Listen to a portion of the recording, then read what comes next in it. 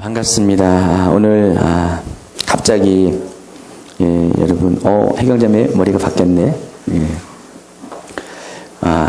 우리 집사님이 찬양을 인도하셨는데 지난주 얘기한 것처럼 집사님께서 그동안 제가 찬양 인도하는 거 보시고 이 찬양 끝나고 들어가는 뒷모습이 너무 짠하셨다 그래가지고 자원해서 찬양을 인도하셨어요. 네, 아직 낯설잖아요. 굉장히 쑥스럽고 저도 찬양 인도를 오래 했지만은 어떤 딱 대목에 가서는 그냥 멈춰버립니다. 그 다음에 뭘 할지 모를 때가 많이 있어요. 앞이 그냥 안 보일 때가 있습니다. 다 그런 거 극복하시고 산 넘고 산 넘어서 모든 것들이 다 정상궤도로 돌아가는 겁니다. 특별히 하나님께서 기름 부으셔야 돼요.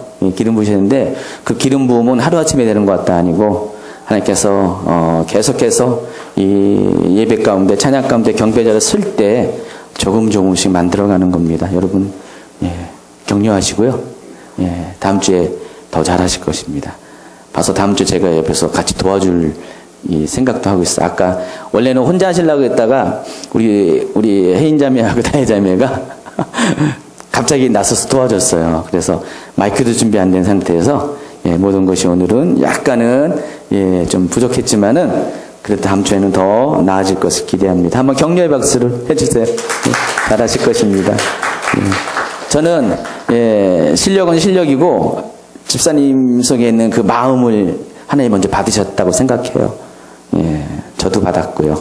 그래서 계속해서 더 제가 한 달 정도 뒤면은 저보다 훨씬 더 기름 부음까지 찬양할 것을 기대합니다. 다행인 것은 저보다 훨씬 기타를 더 잘 치셔가지고 그래서 틀림없이 더 진보가 있을 것을 기대합니다. 자, 여러분 환영합니다. 축복하고요. 우리 옆에 분들 한번 인사 나누겠습니다. 방긋 웃으면서 감사합니다. 환영합니다. 처음 뵙겠습니다. 우리 형제님 오늘 처음 뵙는 얼굴인데요. 반갑습니다.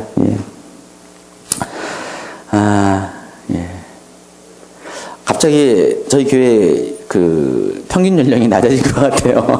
보니까. 근데 해경자매가 어제 발이 삐끗해가지고 못 올 것 같다고 그랬는데, 발 났어요, 다? 쩔뚝쩔뚝 하고 왔어요? 그리고 오늘 이영희 지사님이 좀 몸이 아프세요. 그래서 좀 기도 좀 해주셔야 될 것 같아요. 이따가 중복 기도할 때 못 오셨습니다. 자, 오늘 말씀은요. 시편 92편 10절부터 15절까지의 말씀입니다.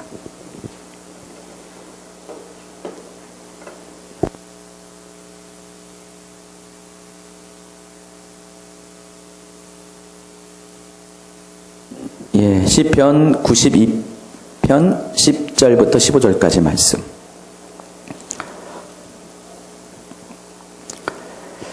찾으셨으면 저랑 한 절씩 교독합니다. 그러나 주께서 내 뿔을 들소의 뿔같이 높이셨으며 내게 신선한 기름을 부으셨나이다.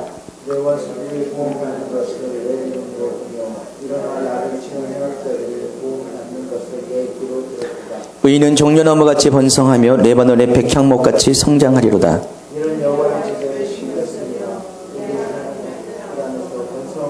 그는 늙어도 여전히 결실하며 진액이 풍족하고 빛이 청정하니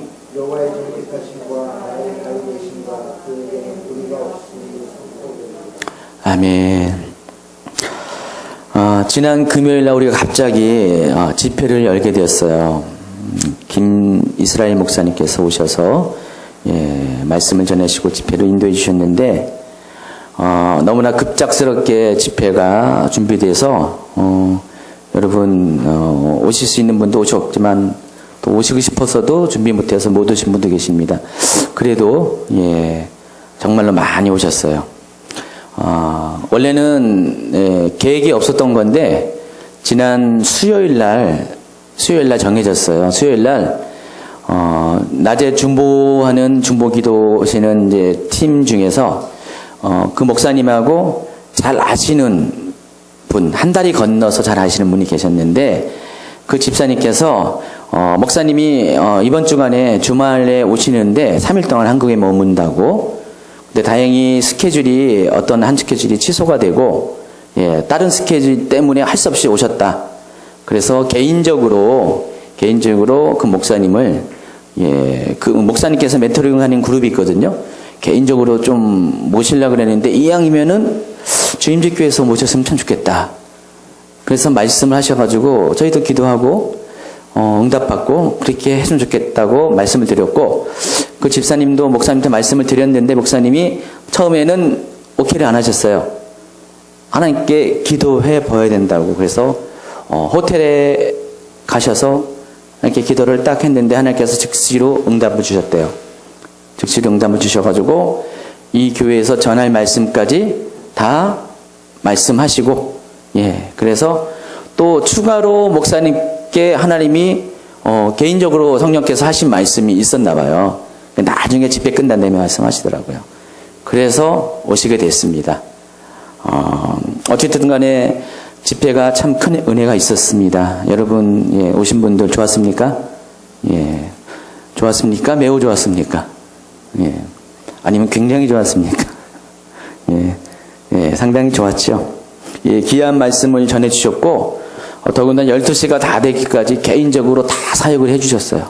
처음엔 치유 사역을 하시다가 개인적으로 또 예언 사역도 하시고, 그래서 한 2시간 가까이를 말씀이 끝난 다음에 2시간 가까이를 개인 사역을 해주셨어요. 12시 다 돼서 끝났습니다. 그래서 저희가 거의 맨 뒤에 기도를 받은 것 같아요. 근데 저는 이 집회 중에서 몇 가지 깨달은 것이 있습니다. 먼저는 개인적으로 응답받은 일이 있었어요. 며칠 전에 전혀 모르는 낯설은 태국의 선교사님부터 연락을 받았어요. 카톡으로 연락을 받았습니다. 아마 저희 교회 카페에 저희 그 부부의 그 전화번호가 있거든요. 그걸 보시고 이제 등록하신 다음에 카톡 등록하셔가지고 연락을 하신 것 같아요. 그러니까 전혀 모르는 분이기 때문에 카톡에 맨 처음에 그런 분이 뜨면은 친구 추가할까 말까 하잖아요. 가지고 할까 말까 고민하다가 최현희 목사님이 어떻게 해야 되는지 모르겠다. 그냥 일단 해보라고. 보니까 거기 선교사님이 그 프로필이 있더라고요. 해보라고 해가지고 딱 했더니 이제 문자가 이제 오기 시작했어요.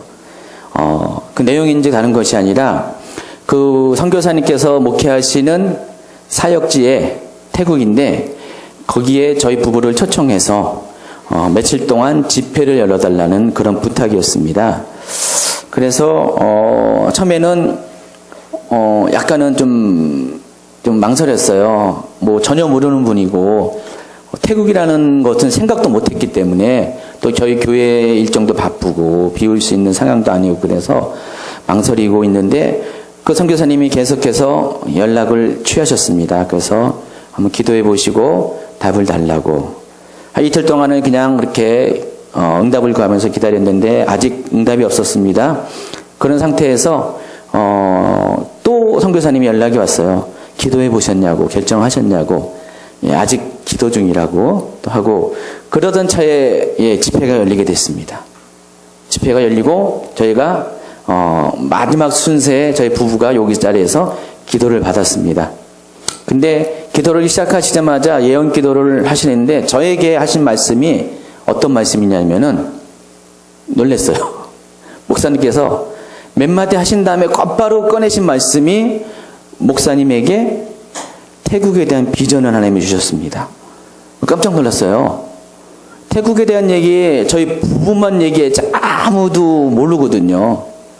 저는 생각도 안 한 건데 그 목사님께서 태국에 대한 비전을 하나님이 주셨습니다. 하나님이 그 길 열어주실 것입니다. 딱 하니까 뭐 100% 응답이죠. 어떻게 뭐라고 말할 수가 없는 거잖아요. 그래서 하나님이 태국에 가는 것들이 하나님의 뜻이었구나 라는 것들을 확인을 하게 됐습니다. 그리고 이제 어제 아침에 또다시 태국에서 연락이 왔어요. 결정하셨냐고. 그 최은혜 목사님이 결정했습니다. 가겠습니다. 했더니 이제 선교사님이 이제 자세한 얘기를 꺼내시더라고요. 뭐 몇 가지 얘기를 하시는데 그 중에 하나가 본인이 사역하는 그곳에 오시려면은 좀 좀 알아둘 것이 있습니다라고 이렇게 얘기를 했어요. 예, 그 내용이 뭐냐면은 인터넷상에 본인에 대한 어떤 안 좋은 얘기가 있대요. 그래서 본인의 이름을 쳐보면은 그 내막을 알 수 있는데, 만약에 거리낌이 있으면은 오시지 않아도 괜찮습니다. 그래요. 그래서 인터넷에 검색을 해봤죠. 그랬더니 그 선교사님 성함을 쳤더니 예, 내용이 쫙 나오더라고요. 그 내용에 앞서서 그분이 어떤 분인지를 알게 됐죠. 그걸 통해서. 그분이 꽤 유명한 분이더라고요. 그러니까 태국의 이 북부 지역에, 예, 거기가, 저도 이제 저기 적었는데 원고에다가 매홍선이라는 지역이 있어요. 태국에. 이 치앙마이에서 비행기 한 번 더 타고, 예, 가는 북부 지역이래요. 이 매홍선이라는 지역에, 예, 그분이 거기 사역하는데, 거기가 어떤 곳이냐면은, 여러분, 그 마야강 쿤사라는 사람이 예전에 미얀마하고 태국 국경 지역에서 세계 마약의 80%를 공급했던, 예, 그런 사람이 있어요. 거기 안에 군벌 독재자예요. 그 사람이 수십 년 동안 그 지역을 장악해가지고요, 마약을 재배해서 팔아서 부를 축적한 곳입니다. 바로 그 지역이에요. 예. 그 지역에서 사역을 하시는데, 그런 연고로 인해서 그 지역에 전혀 복음이 들어가지 못했대요. 단 한 사람의 크리스천도 없던 지역인데, 이 선교사님이 여자분인데 20대 나이에, 예, 단신으로 그 지역에 들어갔어요. 들어가서 거기서 그 지역의 산족이라고 하더라고요. 저는 산족인 줄 알았더니 샨족이더라고요. 산족이에요? 전사님? 예. 태국어도 중국어는 비슷해가지고 그렇게 부르나 보죠. 예. 아마 산족인 것 같아요. 그 지역에 들어가서 그들과 함께 생활하면서 복음을 전했어요. 20년 동안을 복음을 전해서 그 지역에 80개의 교회를 세우고 50여 개의 기도처를 세우고, 그분을 통해서 성도가 된 분이 35,000명이래요. 그래가지고 그 지역에 매주 출석하는 교인 수가 35,000명이 그 지역에 출석을 한대요. 그러니까 선교를 이렇게 전적인 사역을 하신 분들 입장에서 굉장히 놀라운 일인가 봐요. 가지고 굉장히 하여튼 그분의 사역이 주목을 받는 그런 사역을 하고 계시더라고요. 그래서 신학교도 세워가지고 거기서, 예, 목회자도 양성하고, 예, 그런데 최근에 그분이 한 4년 전에 일반적인 보통적인 그냥 전통적인 사역을 하시다가 그분이 어떤 기회를 통해서 성령을 체험하게 되셨나 봐요. 그 성령을 체험하다 보니까 거기에 맞게 사역의 패턴들을 바꾸기 시작했어요. 바꾸기 시작하면서 치유 사역도 하시고 여러 가지 그런 새로운 성령 안에서 사역을 하다 보니까 갑자기, 예, 공격이 들어온 거예요. 그래서 그분을 20년 가까이 후원하던 선교회에서, 거기는 그냥 전통적인 교회에 속한 선교회인데 그분의 사역이 이상하다. 왜 이런 신비주의적인 사역을 하냐 하면서 그때부터 의문을 제기해서 서로 이렇게 갈등을 하면서 그런 사역을 당장 중지하자. 안 하면은 선교 후원을 끊겠다. 왜냐면은 그 선교에서 굉장히 많은 후원을 하고 있나 봐요. 거기에 있는 그 신학생을 키우는 모든 재정적인 지원도 다 하고 큰 지원을 하고 있었나 봐요.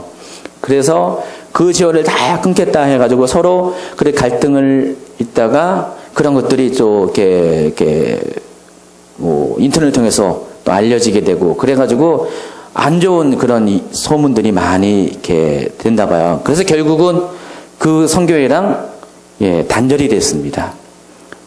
그래서 굉장히 어려움을 겪고 있는 상황이었어요.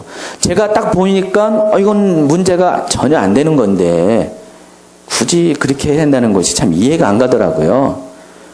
그분이 다른 것이 아니라 선교지에서 사역을 하다 보니까 힘들고 지치잖아요. 영적으로 고갈되고, 예, 여러 가지 난간에 젖힐 때 하나님께서 성령을 통해서 역사하시는 것들을 하나님이 열어주시고 체험하다 보니까 그동안의 자신의 사역이 이것은 헛것은 아니지만은, 예, 뭔가, 예, 하나님의 능력 안에서 하는 사역이 아니었다는 것을 깨닫고 그 사역을 받아들이는 것뿐인데 그것을, 예, 이렇게 후원하는 입장에서는 좀 안 좋게 본 것 같아요. 그래서 그 상황 가운데 인터넷을 통해서 저희 주임직교회 카페를 보고 저희 어떤 사역하는 동영상을 보면서 연락을 하신 것이에요. 그래서 저는 하나님께서 어쨌든 전혀 낯설은 분과 연결돼서 그곳에서 사역의 길을 열어주는 것이 정말로 하나님의 뜻 가운데 있다는 것을 알게 됐어요. 왜냐면은 지금 그분은 그런 부분에서 든든한 지원자가 필요하거든요.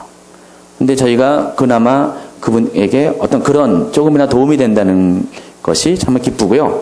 또 그 부분에 대해서 집회를 통해서 저도 처음 만나는 목사님께서 전혀 저를 알지 못하는 상황 가운데서 그것을 말씀해 주신 분에 의해서 분명한 확증을 받게 되었습니다.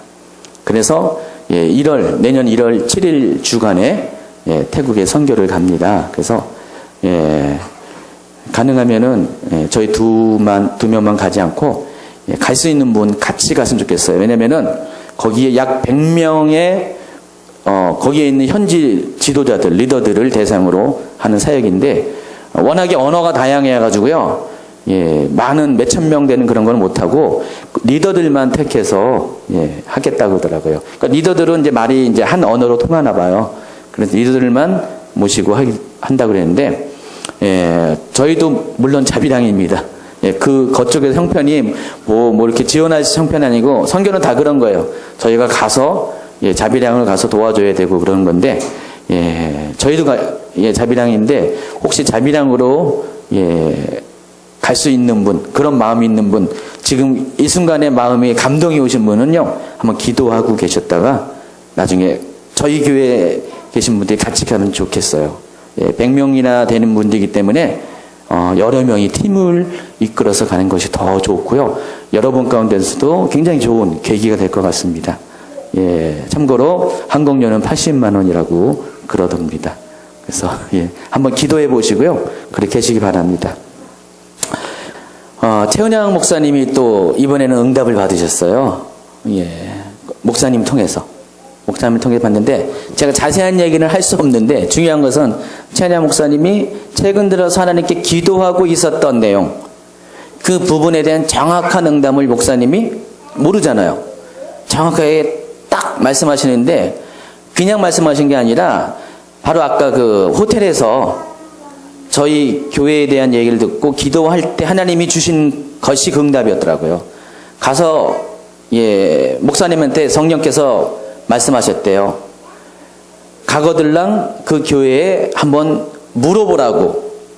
어떤 내용이에요? 지금은 그 얘기를 안 하겠지만은 그 내용을 한번 물어보라는 그런 얘기를 줬는데 그 내용이 뭐냐? 최은양 목사님이 답을 구하는 기도 제목이었어요. 그래서 깜짝 놀란 거예요. 최은양 목사님도.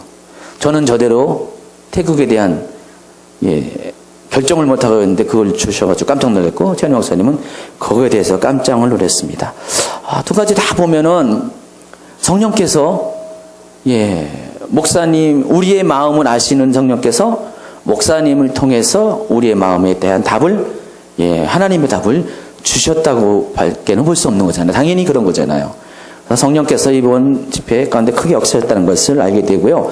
세 번째로 제가 좀 이렇게 생각해 본 것은 이번 집회가 열리게 될 때 그동안 이렇게 여러 가지 경우가 있잖아요. 사례가 있었는데 이렇게 갑자기 뭔 집회를 하면은요 사람들이 그다지 이렇게 잘 모이지 않아요. 그 유명한 이영교 선교사님이 저희 교회 몇 번 오셨잖아요. 이영교 선교사님이 오실 때도 몇 주 전에부터 연락을 해요. 그래도 여기 지난번에 오실 때 여기 꽉 차지 않았어요. 그냥 의자만 채웠어요.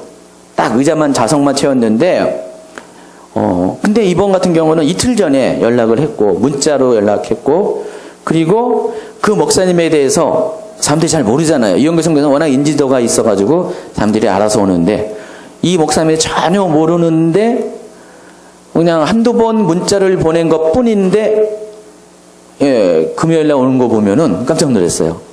사람들이 여기 다 꽉 찼고 유아식까지 꽉 차고 그리고 재밌는 거는 오후부터 막 연락이 오는데 오겠다는 그런 소식을 전하면서 가족들을 데리고 오겠다고 막 그래요. 그래서 가족별로 온 집이 한 10가정은 된 것 같아요. 한 가족들로 다 자녀들 데려오고 그렇게 왔더라고요. 그래서 깜짝 놀랐어요. 저희가 집회를 이렇게 많이는 안 했지만은 몇 번 열어봤는데 그냥 사람들이 잘 모르시는 목사님인데도 갑자기 연락했는데 이렇게 온다는 것이 참 놀랐어요. 야, 그거 보고서 제가 뭘 느꼈나? 제가 최은영 목사님한테도 얘기하고, 김정은 전전한테 얘기했어요. 확실히 기름 부음이 있는 종한테는 다르다는 것을 느꼈어요.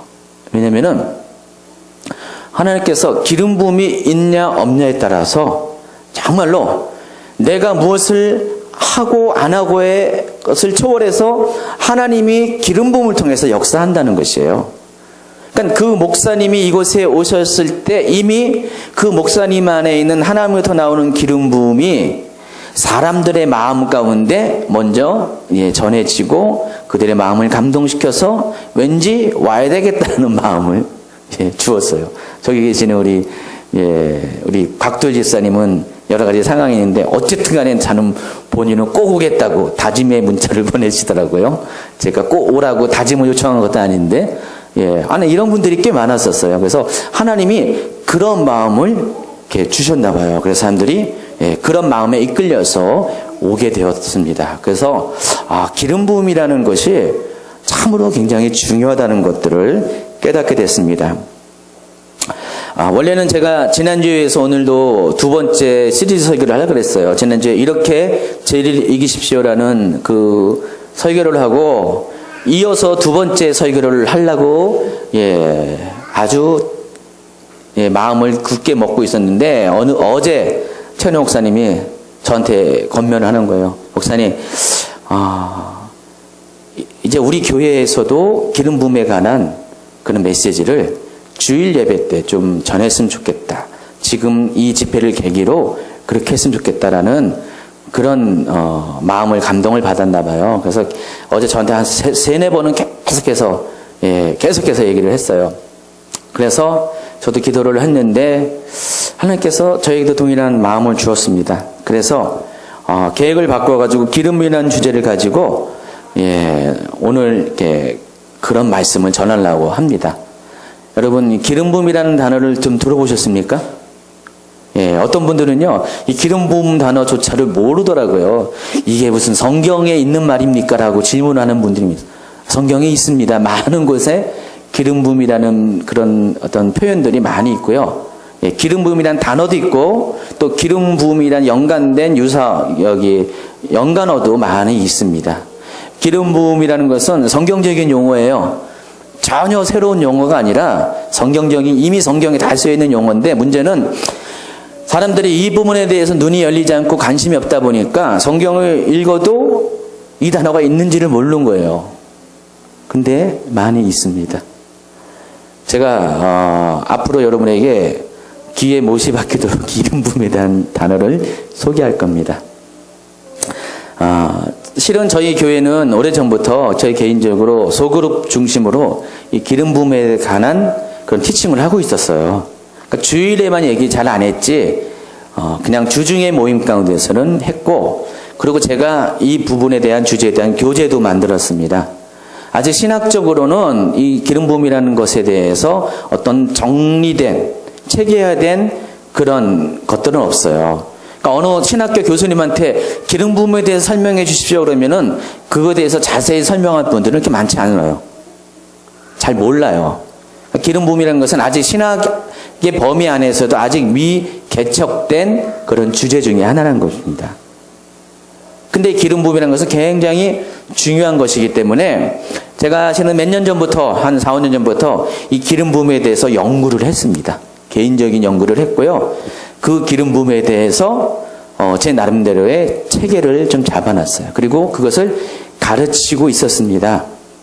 근데 그 내용이 일반적인 그 주일날 얘기하기에는 너무 좀 디테일하고 구체적이고, 또 한 가지는 아직 성령님에 대해서도 잘 익숙하지 못한 분에게 기름 부음에 대한 말씀을 전할 때 잘 이해하지 못하고 또 받아들이지 못할 것 같은 생각 때문에 좀 주일날은 좀 평이하고 좀 쉬운 범위 내에서 말씀을 전하는 것이에요. 근데 이번 집회를 계기로 해서 안 되겠다. 기름 부음이 너무나 중요한 것인데 또 그것을 확인하는 계기가 된 집회였는데 가장 좋은 것은 가장 사랑하는 분에게 줘야 되잖아요. 저희 교회 성도가 아닌 다른 분들에게만 좋은 거 주는 게 아니라 저희 교회 성도들에게 더 좋은 것을 먹여줘야겠다는 생각에 앞으로 몇 주가 될는지 모르지만은 기름 부음에 관한 그런 티칭 설교를 하려고 그래요. 그래서 일반적인 설교가 아니라 가르치는 설교입니다. 그래서 여러분이 그 기름 부음에 대해서 좀 이제 알아갈 수 있는 기회를 주게 될 것입니다. 그래서 오늘은 그 중에서 우리가 여러분이 기름 부음에 대해서 알려면 왜 기름 부음이 중요한 것을 먼저 동기부여를 받아야 되잖아요. 그래서 기름 부음이 주는 유익에 관해서 좀 일부의 말씀을 전하려고 합니다. 원래 제가 가르치는 이 티칭의 그런 순서의 뒷부분의 이야기인데 뒷부분의 이야기 중에서 일부를 오늘 가져와서 여러분에게 기름 부음이 주는 유익이라는 주제를 가지고 말씀을 잠시 전할 겁니다. 오늘은 잠시만 전할 겁니다. 여러분 고린도전서 12장 4절 한번은 펴보시겠습니까?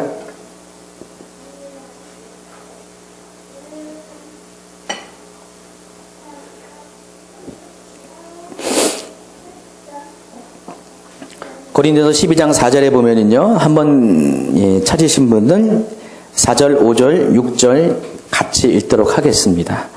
은사는 여러 가지나 성령은 같고 직임은 여러 가지나 주는 같으며 또 사역은 여러 가지나 모든 것을 모든 사람 가운데서 이루시는 하나님은 같다고 했어요. 여러분 이 부분이 솔직히 많은 분들이 잘 해석을 어려워하는 부분 중에 하나입니다. 성경을 읽고 이 부분에 대해서 해석이 어려운 부분인데 근데 또 알고 보면은 굉장히 명료한 그런 내용이기도 합니다. 여기서 은사라고 하는 것은 여러분이 알고 있는 그런 은사를 말해요. 카리스마를 말하는데 이 은사라는 것은 특별히 이 고린도전서 12장 8절부터 나와 있는 성령의 9가지의 은사, 초자연적인 그런 은사를 가리킵니다. 자, 이 은사를 주시는 분이 누구시라고 했습니까? 성령이랬어요. 그러니까 성령 한 분이신 성령께서 우리에게 9가지의 성령의 은사를 나눠주세요. 자, 그게 뭡니까? 8절부터 한번 읽어보세요. 시작.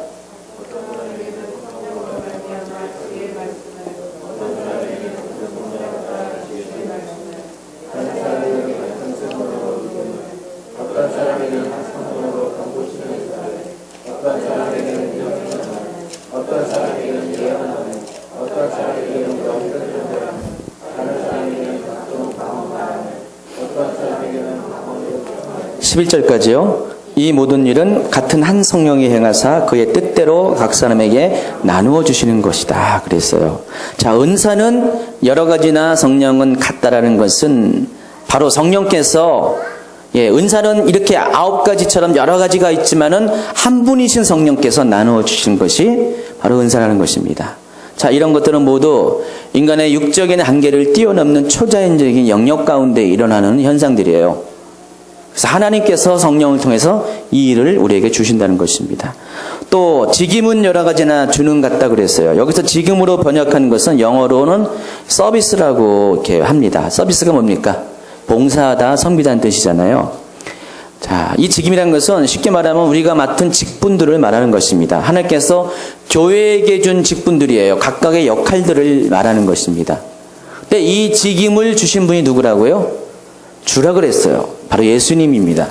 자, 예수님께서 이 직임을 주세요.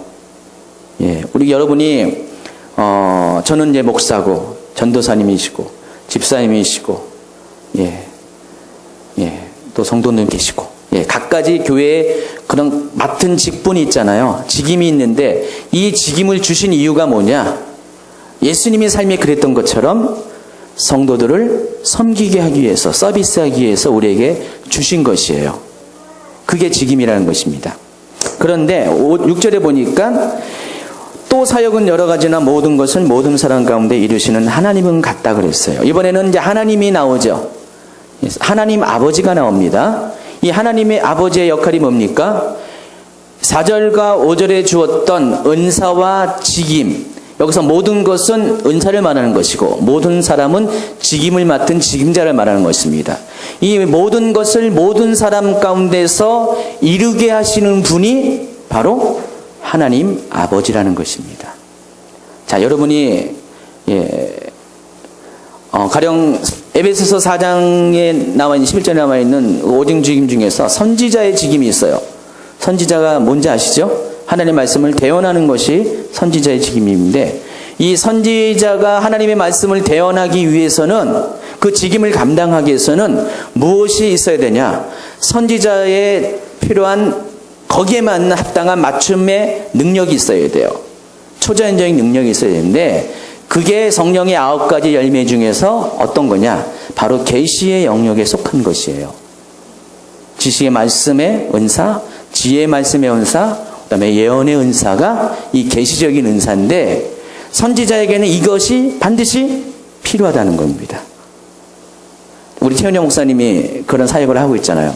그러니까 최은영 목사님이 예언을 하는데 지식의 말씀의 은사와 지혜의 말씀의 은사가 없거나 부족하면은요, 이렇게 더 풍성한 예언을 할 수가 없어요. 하나님께서 선지자에게 선지자의 역할을 하기 위해서는 반드시 그가 그 역할을 할 수 있는 바로 그 능력을 주시는 것인데, 그것이 바로 은사라는 것이에요. 그래서 하나님의 역할은 그거예요. 예수님으로부터 직임을 우리에게 부여했으면은, 예수님을 통해서 우리에게 직임을 주셨다면은 성령님을 통해서 우리에게 은사를 주셔가지고 그 직임 맡은 자가 그 은사를 통해서 자신의 직임을 잘 감당할 수 있도록 하시는 분이 바로 아버지 하나님이라는 것입니다. 그것이 사역이라고 표현했고요. 영어 성경에선 그 사역을 워킹이라고 번역을 했습니다. 또 다른 어떤 그런 그 헬라어 원어 중에서는 역사라고 그것을 이해합니다. 그러니까 하나님이 모든 사람, 그러니까 직임을 맡은 모든 사람에게 모든 것, 은사를 통해서 하나님의 하시는 것들을 역사하게 하시는 분이 바로 하나님이시라는 것이에요. 그래서 이게 우리가 이 은사와 직임과 이런 모든 것들은 바로 하나님의 삼위일체라는 그 비밀 안에서 우리가 풀어갈 수가 있다는 것이에요. 근데 많은 분들이 이 기절을 이런 눈으로 잘 못 보니까 잘 이렇게 해석이 안 되시나 봐요. 이해가 안 가나 봐요. 그래서 제가 이거를 보니까 이렇게 정확하게 해석하는 분들이 이렇게 많지가 않더라고요. 근데 몇 분이 이제 그런 얘기를 똑같은 얘기를 하시더라고요. 제가 이제 이 말씀을 발견하고 나다 보니까 나중에 그 똑같은 동일한 말씀을 하신 분이 계시더라고요. 그래서 저도 확증 받았습니다. 제 어떤 해석이 너무 주관적인 건 아니라는 것들을 확정을 받았습니다.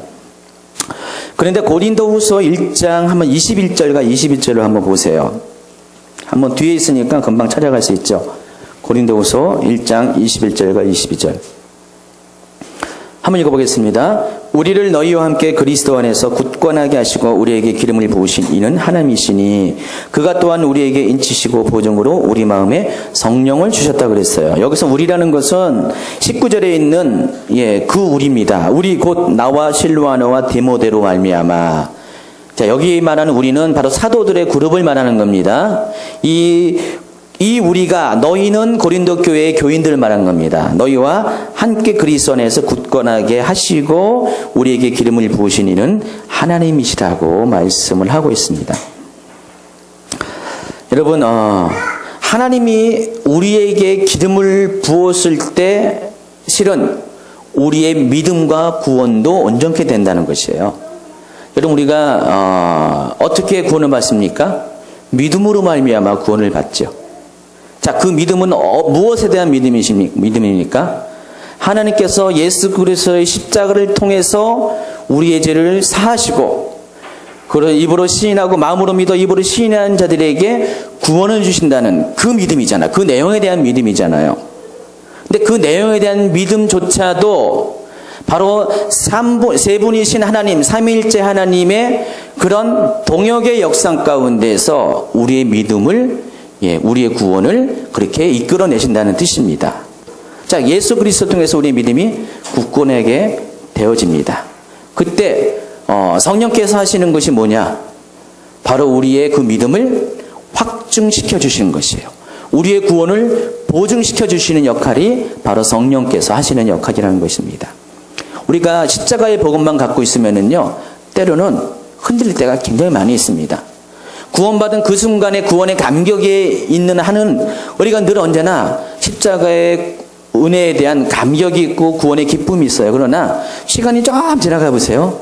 여러분을 흔들고 힘들게 하는 죄에 관련된 그런 연단이 여러분으로 하여금 여러분의 믿음을 계속해서 갈등을 일으키게 하는데, 그때 우리의 믿음을 더욱더 확신하게 하고 보증하게 하는 분이 누구라고요? 성령님이세요. 그러니까 성령님이 여러분의 마음 안에서 하나님을 확인시켜 주시고 확증시켜 주시는 것이에요. 제가 이번에 집회 가운데 제가 받은 응답, 최은혜 목사님이 받기를 원하는 응답에 대해서 고민을 하고 있었는데, 갈등을 하고 있었는데, 전혀 처음 보는 목사님께서 오셔가지고 하신 예언의 말씀을 통해서, 그 성령을 통해서 하신 예언의 말씀을 통해서 제가 확증을 받았잖아요. 자, 그 역할을 성령이 하셨다는 것이에요. 그러니까 모든 크리스찬의 삶 가운데 믿음으로 출발한 모든 크리스찬의 삶의 믿음의 문제에는 당연히 성령께서 확증을 주실 때 그것이 가능하다는 것입니다. 여러분이 지금 교회 나오는 것도요, 그냥 나오는 거 아닙니다. 여러분이 아무리 여러분의 심령 가운데 나오고 싶어 해도 성령께서 여러분을 도와주시지 아니하시면 안 돼요. 그 로마서 8장 26절에 보면요, 우리가 아직 연약할 때,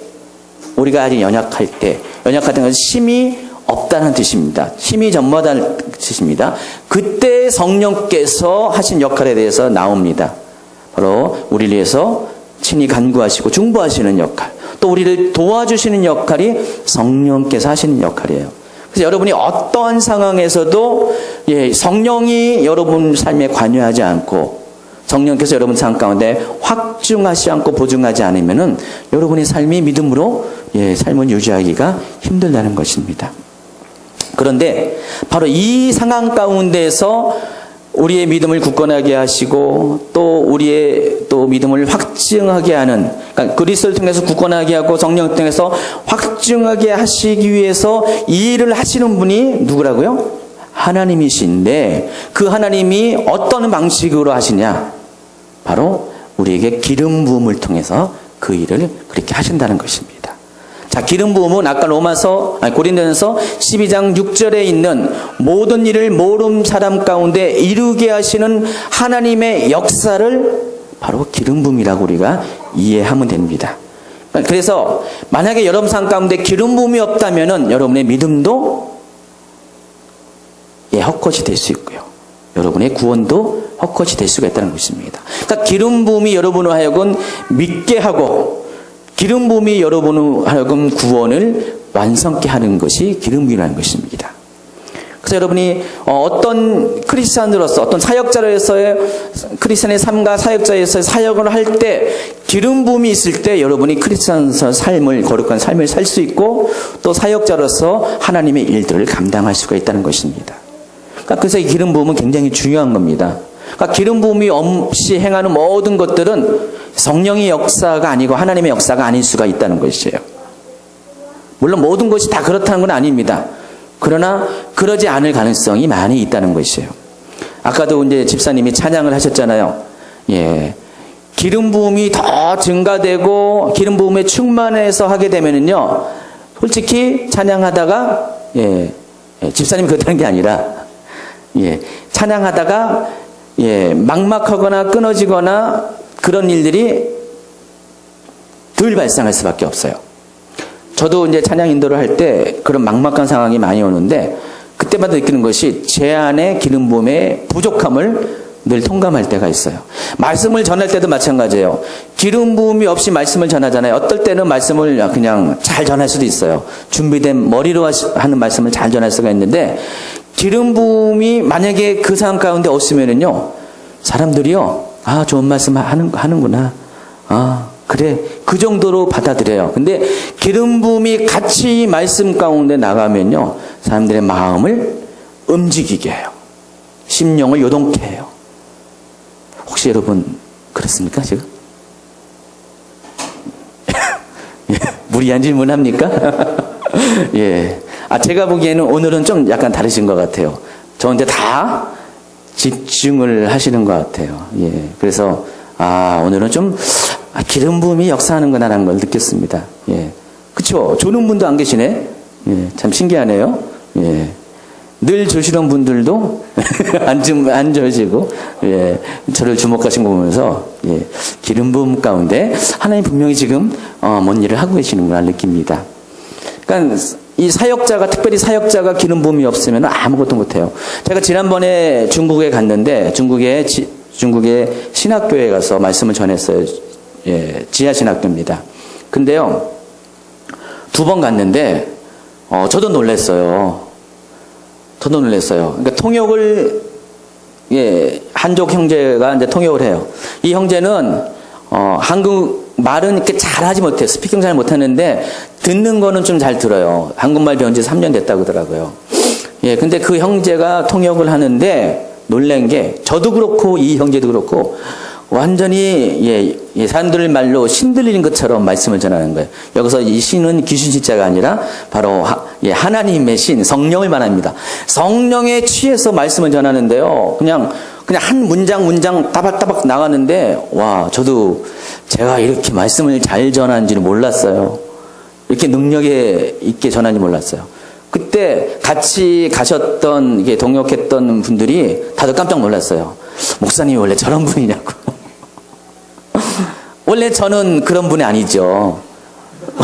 원래는 그런 분이 아닌데 하나님께서 그때 그렇게 하셨어요. 근데 기름 부음을 통해서 하셨다는 것이죠.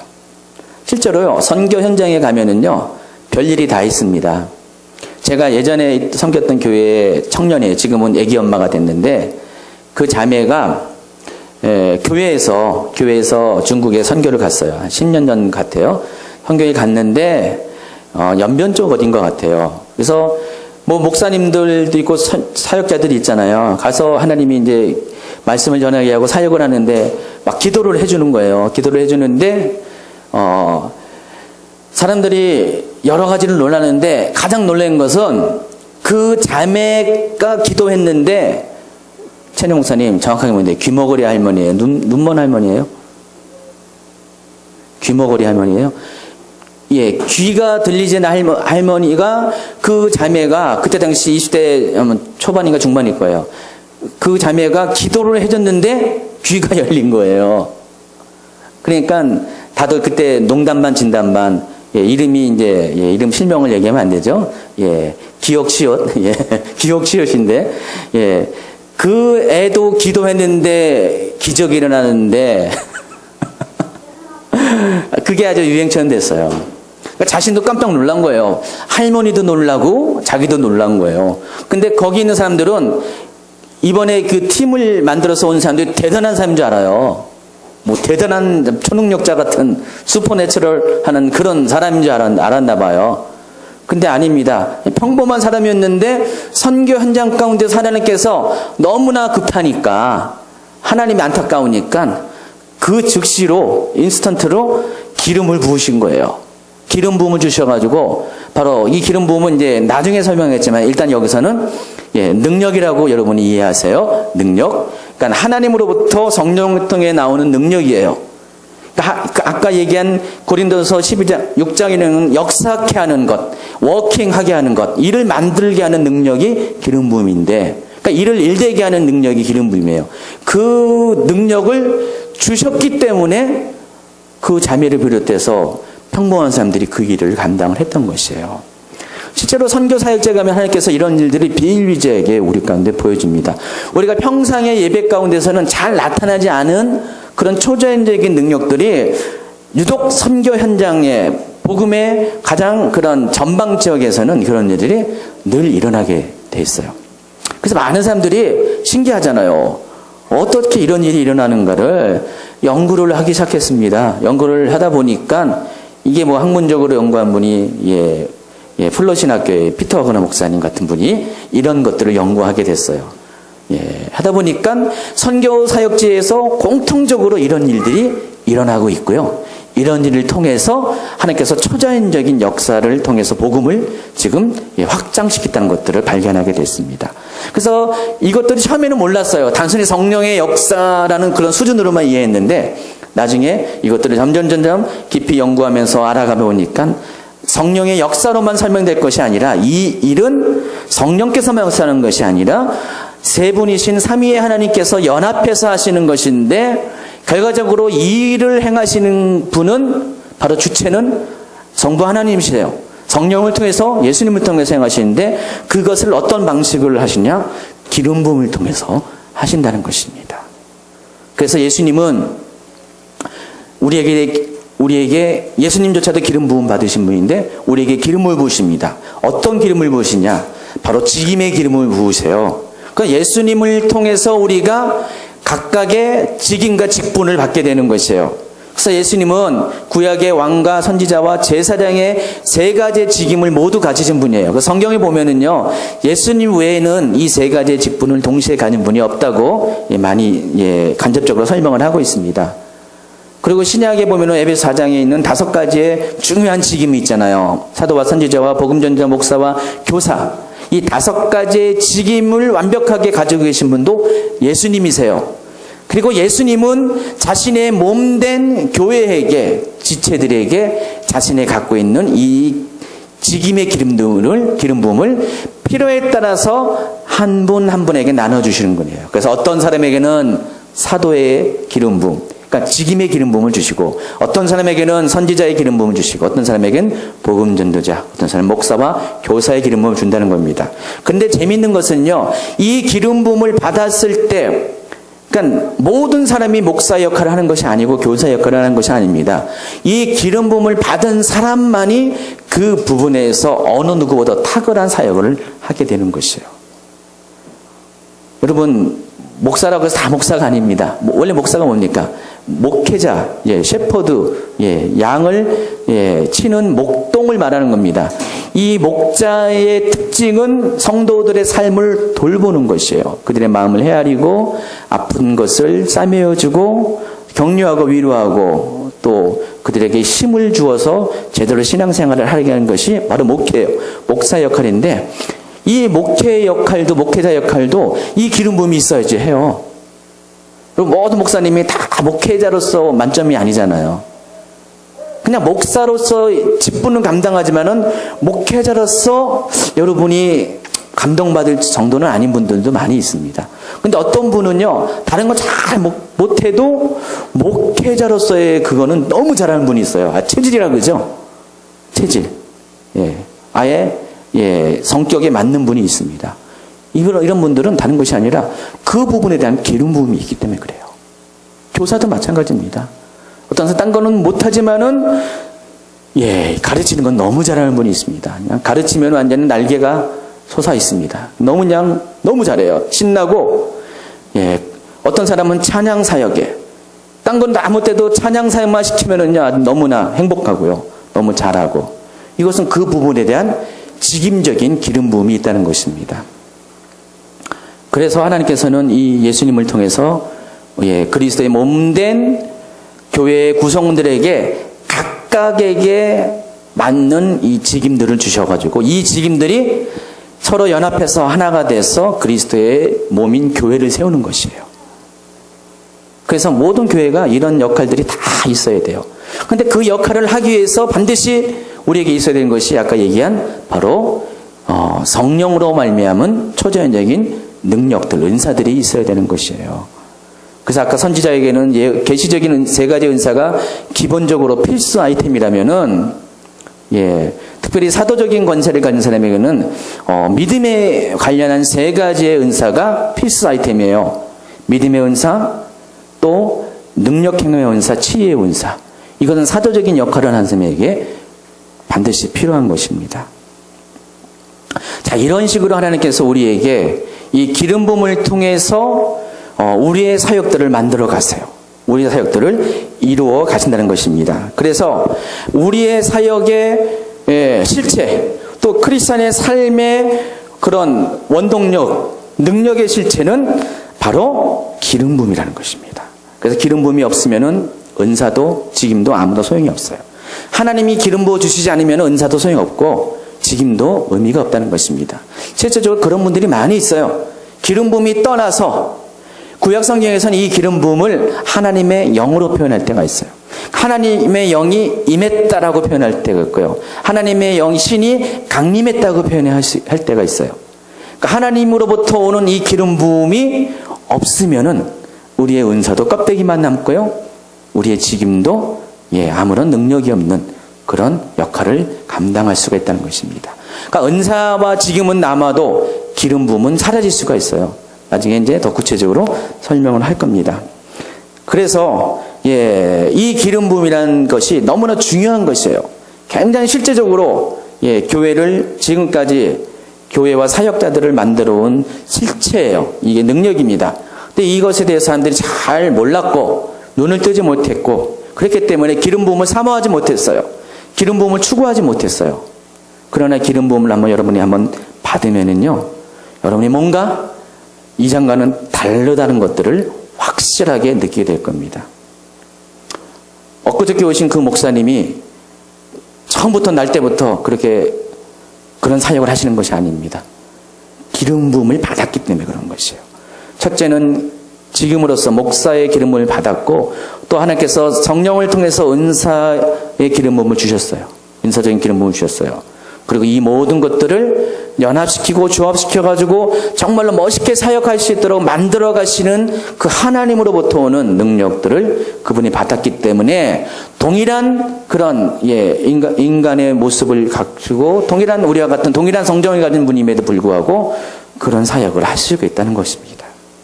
여러분이 때로는 그런 위대한 사역자들이 올 때 깜짝깜짝 놀라고 부러워하기도 하고 그분과 나에 비교해서 너무나 나는 초라해 보일 때도 많이 있습니다. 그러나 아닙니다. 여러분도 기름 부음을 받고 기름 부음 안에 거하면은 하나님이 여러분을 통해서도 그렇게 일하신다는 것이에요. 아까 얘기한 중국에 갔다는 그 기옥시옷 자매조차도 기름 부음을 받았더니 그 순간에만 기름 부음을 받았더니 놀랍게 기적을 행하는 그런 초능력자가 된 거잖아요. 여러분도 그렇게 할 수 있어요. 혹 이번에 태국에 여러분 중에 가시는 분들은 한번 그 마음을 품고 한번 가보세요. 하나님은 그곳을 사랑하시기 때문에요. 아마도 여러분 중에 누가 가더라도 사모하는 마음만 갖고 가면은 여러분을 통해서 죽은 자도 살리는 역사가 있을 것입니다. 아멘. 한번 살려보세요. 한번 이 현장 가운데 여러분이 한번 경험하면요, 여러분의 삶이 이전과는 달라져요. 기름 부음을 받은 사람의 삶은 분명히 이전과는 다른 삶을 살게 됩니다. 몇 마디 안 했는데 벌써 시간이 다 갔네. 어떡하죠? 그만해야겠죠? 그래서 이 티칭을 해야 돼요. 티칭은 2시간이고 3시간이고 그냥 제가 주구장창 하는데 주일날 설교는 딱 시간이 한 가지만 더 얘기할게요. 오늘 지금 원고에 지금 한 3분의 1밖에 못했는데 그 기름 부음에 통해서 하나님께서 우리에게 주시는 유익을 이제 앞으로 계속 얘기할 거지만은 한 가지가 더 얘기하면은 하나님께서 이 기름 부음을 통해서 우리 가운데 오늘 본문 말씀을 그때 좀 해야죠. 본문 말씀을 하고 그거 마치겠습니다. 한번 본문 말씀을 보면은 이 기름 부음을 통해서 우리에게 주신 유익이 뭐냐? 12절에 보세요. 의인은 종려나무같이 번성하며 레바논의 백향목같이 성장하리로다 그랬어요. 그렇죠? 근데 이 시편 92편의 말씀은 여러분이 성경에 보면은요, 그 시편 말씀에 맨 앞절에 주제가 나와 있죠. 제목이 있죠. 뭐라고 했습니까? 안식일의 찬송시라고 나와 있죠. 이 시편 92편의 말씀은 안식일날 부르는 찬송시예요. 근데 실제적으로 이 내용의 주제는 뭐냐면은 의인의 번영과 악인의 멸망에 관한 이야기를 다루고 있어요. 그래서 이 앞전 7절과 9절에는 어떻게 나오냐면은 악인들은 필같이 자라고 악을 행하는 자들은 다 흥황할지라도 중요한 것은 악인들은 반드시 영원히 멸망한다는 것이에요. 또 9절에 보니까 여호와여 주의 원수들을 패망하리이다. 정녕 주의 원수들은 패망하리니 죄악을 행하는 자들은 다 흩어지리라 그랬어요. 그러니까 악인들의 최후가 이렇다는 것입니다. 그런데 이와 대비해서 의인들은 어떠냐? 12절에 종려나무같이 번성하며 레바논의 백향목같이 성장할 것입니다. 이것이 의인과 악인의 대비예요. 그런데 여기 보면 12절에 두 가지의 나무가 있습니다. 첫째는 종려나무고 두 번째는 백향목인데 이 두 가지 나무는 이스라엘을 대표하는 중요한 나무 중에 하나입니다. 두 가지입니다. 예, 종려나무는 이스라엘 남부지방에서 사막 지역에 자라는 대표적인 나무예요. 특별히 오아시스에서 나는데 예, 여러분 영화 같은 데 보면 오아시스 가까이 가면은 이렇게 무슨 야자수와 같은 나무들이 있죠. 그 나무가 종려나무입니다. 그래서 이 종려나무는 바로 그것을 상징해요. 바로 물 가운데 있는 심겨진 나무이기 때문에 우리 속의 삶 가운데 생명력을 제공하고 번영을 상징하는 그런 나무입니다. 또 어디 갔죠? 백향목은 실은 이스라엘 땅에서 자라는 나무가 아니고 이스라엘 북부 지역에 그때 전도사님이 갔던 그 단 지역 있죠? 그 지역에 헬몬산에서 주로 많이 있는데 그 지역에 나는 대표적인 나무입니다. 이 백향목을 보면 여러분 어떤 나무를 연상하냐 되면은요, 어디에 이제 학교 운동장 보면은 크게 솟아남아 있는 크게 이렇게 솟아서 이렇게 하늘을 찌르듯이 이렇게 굵게 가지도 침려수처럼 이렇게 생긴 나무 있죠. 뭔지 몰라요? 예, 굵고 키 크고 한 30m 막 이렇게 자라는 나무가 있어요. 이게 백향목이에요. 그래서 이 백향목도 아주 높게 곧게 자라기 때문에 딱 봐도 위풍당당해요. 이 백향목이. 그래서 이것도 장수와 번영을 상징하는 나무예요. 그래서 이 남부지방을 상징하는 게 종려나무고 북부지방을 상징하는 것이 백향목입니다. 마치 그와 같이 의인은 하나님께서 그렇게 성장시켜 줄 것이라는 것입니다. 그래서 하나님께서 이 의인을 종려나무와 백향목처럼 성장하고 번영시켜주는 두 가지 이유가 나와 있는데 13절에는 뭐라고 했냐면 그가 여호와의 집에 심겨졌기 때문에 이렇게 말씀을 하고 있습니다.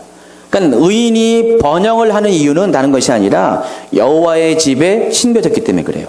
여호와의 집은 하나님의 성전을 말하는 거죠. 예, 여호와의 집에 심겨졌다는 그 의미는 우리의 삶 자체가 기초가 뿌리가 어디입니까?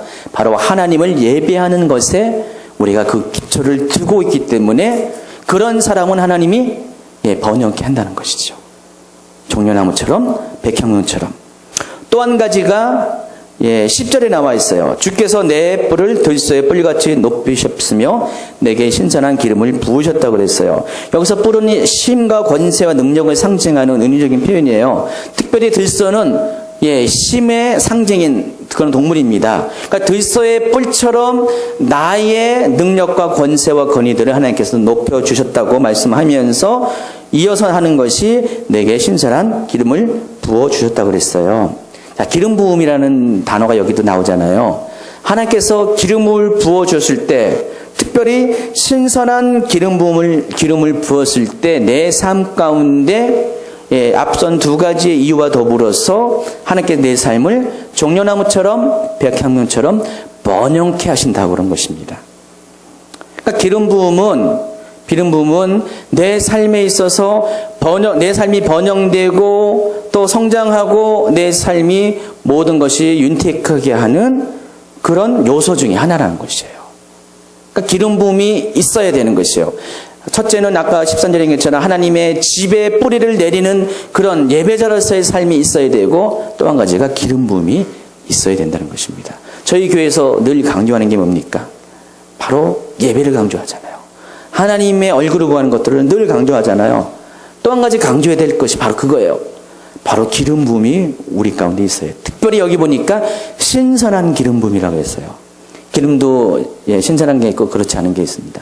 신선하다는 것은 뭘 뭐냐면요, 늘 계속해서 새로운 것으로 공급되어진다는 것이에요. 그러니까 하나님께서 우리에게 기름을 부었을 때 예전에 그 기름 부음으로 끝나는 것이 아니라 하나님께서 지금도 계속적으로 새로운 능력으로 새로운 권세로 우리에게 부어지시는 일들이 우리 삶 가운데 있다 하면은 우리가 예배하는 것과 더불어서 우리의 삶이 하나님 앞에 번성하는 삶을 살 수가 있다는 것입니다. 그래서 우리가 기름 부음을 받아야 돼요. 기름 부음은 굉장히 중요한 그런 유익이 있습니다. 오늘은 그냥 맛만 봤습니다. 맛만 봤는데 어때요? 맛있습니까? 무슨 맛이냐, 이 기름이. 예. 기름 부음은 굉장히 맛이 있습니다. 예, 우리가 이 맛을 보시면은요, 이 기름 부음을 통해서 정말로 우리의 삶 가운데 이전에는 경험하지 못했던 삶의 믿음 안에서 유익들을 경험하게 될 겁니다. 저는 여러분들이 그냥 평신도라고 해서 거기서 그냥 만족하지 않길 바랍니다. 여러분도 이왕이면 기름 부음을 받으세요. 기름 부음 받으면은 뭐가 달라도 달라지는데요. 사역자는 사역자로서의 기름 부음을 받고요. 여러분이 만약에 사업을 한다. 여기 우리 두 집사님 사업 하시잖아요. 사업의 기름을 받으셔야 되잖아요. 사업의 기름 부음이라는 것을 알죠? 어떤 의미인지. 사업을 잘할 수 있게 하나님의 기름을 부어주셔야 되거든요. 예. 우리 혜인자매는 성악을 하는데 성악을 잘할 수 있도록 기름을 부어주셔야 돼요. 예. 하나님이 목에다 기름을 딱 칠하면 뭔가 잘 통하잖아요. 예. 그런 것처럼 하나님 기름 부음을 통해서 우리의 삶을 굉장히 잘 굴러가게 만들어요. 우리 가정에도 기름이 있어야 돼요. 기름 부음이 있어야 돼요. 그러니까 가정에 기름 부음이 있으면 가정이 화목돼요. 진짜로. 가정이 뭔가 생기가 넘쳐나게 되어 있습니다. 그러니까 기름 부음을 받는 사람들은 뭐가 달라도 다 달라요. 하나님이 기름 부음을 주신 이유가 그것이에요. 목적 자체가 우리의 삶을 번영케 하는 것입니다. 풍성케 하는 거고요. 또 하나님의 일을 하게 하는 것입니다. 그리고 기름 부음을 통해서 우리를 구별해서 하나님과 친밀한 관계를 만들게 하기 위해서 이 기름 부음을 우리에게 선물로 주신 것이에요. 그리고 그동안 우리가 이 선물을 뒷간에다가 모셔뒀습니다. 잘 알지 못했기 때문에 너무나 중요한 보물인데도 뒤에 처박아 놨어요. 먼지가 쌓여 있습니다. 이제 끄집어내셔가지고요. 여러분 삶 가운데 이 기름 부음을 여러분의 삶에 앞서가게 하시고 여러분은 기름 부음을 따라가기만 하면은 너무나 쉽습니다. 너무나 편합니다. 너무나 문제가 없습니다. 그러한 삶의 살기를 예수님으로 축원합니다. 기도합니다. 하나님 감사드립니다. 오늘 하나님 우리가 기름 부음 안에 있는 유익에 대해서 오늘 말씀을 통해서 깨닫게 됨을 인하여 감사드립니다. 오늘 이 시간에 하나님 오늘 우리가 기도하오니 하나님 새로운 신선한 기름 부음으로 이 시간에 역사하여 주시옵소서. 여러분 이 시간에 기도하세요. 기도할 때 하나님 내가 그동안 기름 부음에 대해서 잘 알지 못해서 사모하지 못했습니다. 내가 은사에 대해서는 사모했고 하나님이 주신 지금에 대해서는 내가 열망했지만은 내가 오늘 이 모든 것들을 이루게 하시는 하나님의 능력인 이 기름 부음을 오늘 내가 발견하고 내 삶 가운데 이 기름 부음을 하나님 취하고자 합니다. 이 시간에 함께하여 주시옵소서. 성령님 이 시간에 오셔서 하나님으로부터 오는 성령의 기름 부음을 우리에게 부어 주시옵소서. 예수님 우리에게 하나님 사람들을 섬기고 교회를 섬기고 그리스도의 몸을 세울 수 있는 이 직임의 기름 부음을 허락하여 주시옵소서. 그리고 하나님 이 모든 것들이 우리 안에서 역사케 되는 놀라운 하나님의 기름 부음을 이 시간에 우리에게 부어 주시옵소서. 우리 여러분 이 시간에 기도합시다. 기도할 때 제가 여러분에게 가서 안수하며 기도할 것입니다. 짧게 할 겁니다. 그래서 하나님께서 이 시간에 기름 부으셔서 여러분의 삶 가운데 오늘 직접적으로 하나님 기름 부음을 경험할 수 있는 귀한 시간 되기를 하나님께 천혜 목사님과 같이 기도해 주세요.